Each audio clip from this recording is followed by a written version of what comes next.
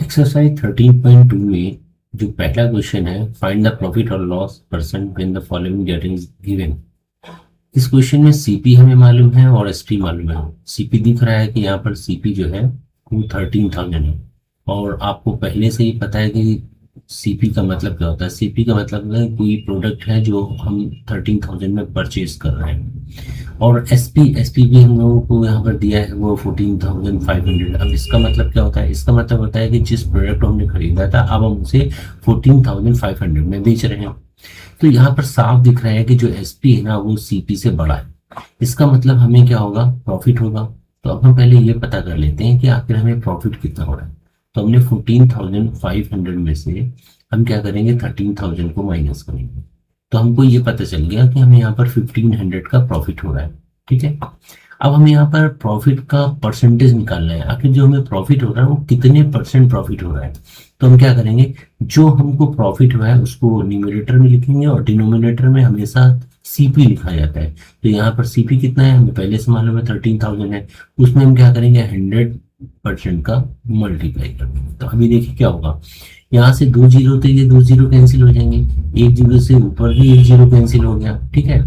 अभी क्या हुआ? अब हम ऊपर कितना बचा? ऊपर बचेगा, न्यूमरेटर में बचेगा 150 और डिनोमिनेटर में क्या बचेगा? 13 बचेगा। ठीक है, ये परसेंटेज लगा दिया। अब हमें करना क्या है? अब इसको 13 को डिवाइड कर लो 150 में। जब 150 में डिवाइड करेंगे तो देखिए क्या होगा। 13 बन गया, 13 हो गया। अभी 5 में से 3 गया 2, जीरो नोट कर लो। अब क्या होगा? 13 बन गया 13। ठीक है, क्योंकि 13 टू जा करेंगे तो ज्यादा हो जाएगा। यानी अब 20 में से ये 13 को माइनस करो, 7 आ गया। पॉइंट लगाइए, जीरो हो गया। अब 13 से डिवाइड कीजिए, 70 से ज्यादा ना हो। ठीक है, तो अगर 13 सिक्स करते हैं तो वो 78 हो जाएगा, यानी 13 5 जा रहा है। ठीक है, वो कितना होगा? 65 होगा। अब यानी हमारा जो आंसर आएगा वो होगा 11.5% अप्रोक्स। ठीक है। अब आ जाओ क्वेश्चन में। ये तो हमने अभी आपको फर्स्ट पार्ट बताया, इसी में एक सेकंड पार्ट भी दिया गया है। ठीक है। सेकंड पार्ट में क्या है? सीपी हम लोग को गिवन है कि 8200 रुपीज है, और जो एसपी है ना वो हम लोग को मालूम है कि 7100 है। अब देखिए इस वाले केस में क्या है कि हमने कोई प्रोडक्ट 8200 का परचेज किया है, लेकिन बेच हम उसको 7100 में रहे हैं। तो हम तो उसको नुकसान में बेच रहे हैं, तो कम में बेच रहे हैं। ज्यादा का खरीद के लाए, कम में बेच रहे हैं। तो देखो यहाँ पर जो एसपी है ना, ठीक है, यहाँ पर एसपी जो है वो क्या है? लेस देन है किससे? सीपी से। तो इस कंडीशन में हमको क्या होगा? लॉस होगा। ठीक है, तो पहले पता करो कितना लॉस हो गया। तो हमने क्या करा? 8200 में से आप 7100 को माइनस करेंगे तो देखिए कितना आ रहा है। इसमें 1100 का हमें पता चल गया कि हमें 1100 का नुकसान हो रहा है। लेकिन हमको तो लॉस परसेंटेज फाइंड करना है। ठीक है ना, तो हम लॉस परसेंटेज मालूम करना है। तो जो हमको लॉस हो रहा है उसको हम क्या लिखेंगे? न्यूमरेटर में लिखेंगे, और इस कंडीशन में भी सीपी को ही नीचे लिखेंगे। ठीक है, तो सीपी कितना था? 8200 था। ठीक है, अब उसमें हम 100% का मल्टीप्लाई कर देंगे। ठीक है, अभी क्या होगा? ये 2 जीरो से ये 2 जीरो तो कैंसिल हो गए। ठीक है, अभी क्या होगा? अब हम ऊपर न्यूमरेटर में कितना बच रहा है? न्यूमरेटर में बच रहा है 1100। ठीक है, ऊपर 1100 बच रहा है, और नीचे कितना बच रहा है? नीचे 82 बच रहा है। तो हमने क्या करेंगे? ऊपर तो 1100 लिखा, नीचे 82 लिख दिया। ठीक है, ये परसेंटेज आ गया। अभी हम उसको डिवाइड करके हम निकालेंगे। तो डिवाइड करके देख लेते हैं। तो एक काम करते हैं, हम 82 को डिवाइड करते हैं। 82 को हम 1100 में डिवाइड करते हैं, देखिए क्या होगा। अब देखिए 82 की टेबल तो हमें भी नहीं आती, आपको भी नहीं आती, हमें भी नहीं आती। तो अभी क्या करेंगे? इस कंडीशन हम 8 से डिवाइड करेंगे 10 में।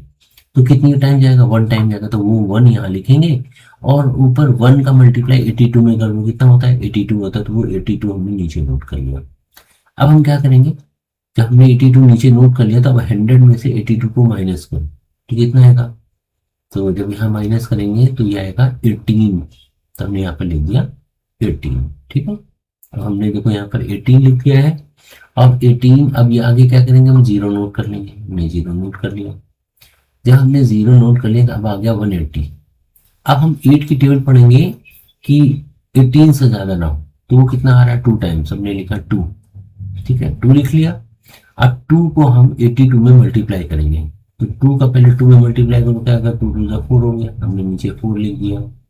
अब 2 का मल्टीप्लाई किस में करेंगे? 8 में करेंगे। तो क्या होगा? 2 8 16। तो अब हम क्या करेंगे 16 नोट कर लिया, हमने 16 भी नोट कर लिया।